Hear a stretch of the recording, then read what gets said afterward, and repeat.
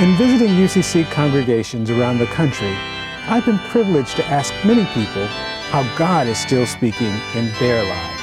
Well, the phrase God is still speaking, for me, means that God still reveals God's self, God's will, God's purpose in this day and time in new and exciting ways.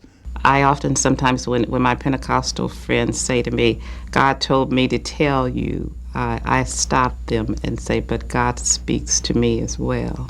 Through my thoughts, my speech, and my actions. In the faces of children and natural beauty.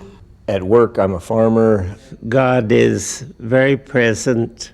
In the beauty of the world. Through my family, my children. The way my son smiles at me. And everything that happens. God is still in control. It is a creative tension between my will and God's will.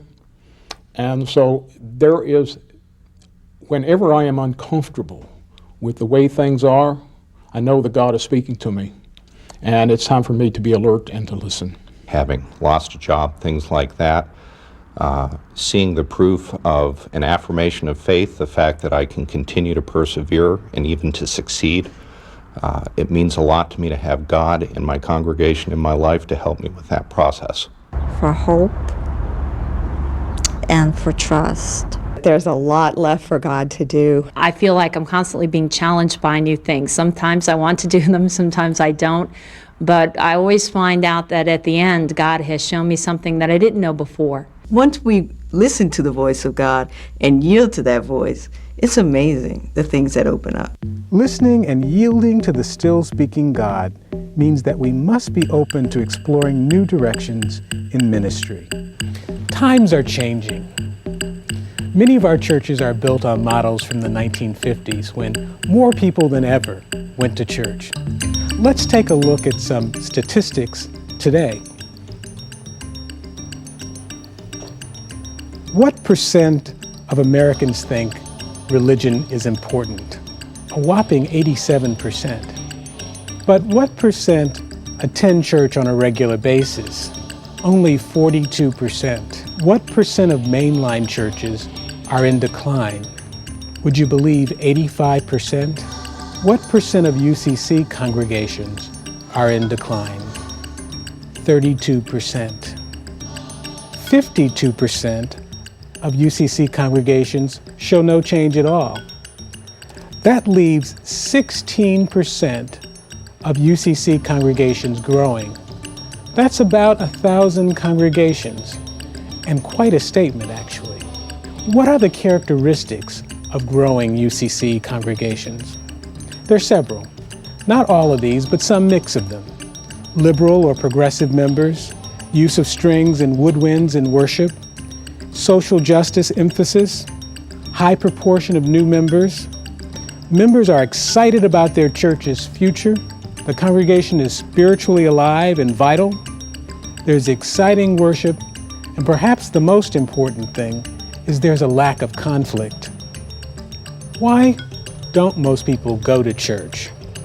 Well, for many, they just don't have much of a church background. Some have given up on church. Some people find worship to be boring.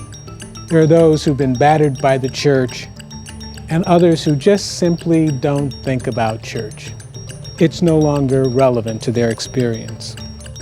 Growing United Church of Christ congregations are willing to take risks as they seek to embody a ministry that has a clear vision for the future, exudes excitement and joyfulness, is relevant to people's daily lives, and affirms and welcomes everyone. We are a church of many risks, but it's worth it because it's in those risks that lives are changed. People like you and me have been surprised to discover this church and to discover that a religious group like this exists at all. Today, I want to challenge us to a bold vision. John Thomas recently asked the question, do we love Jesus more than the lure of respectability? Are we prepared to demonstrate amazing generosity in support of a church embodying resistance and daring in our generation. Please take a few minutes to discuss the following questions. Does your congregation have a vision for the future? Are you prepared to demonstrate amazing generosity in support of a church embodying resistance and daring in our generation?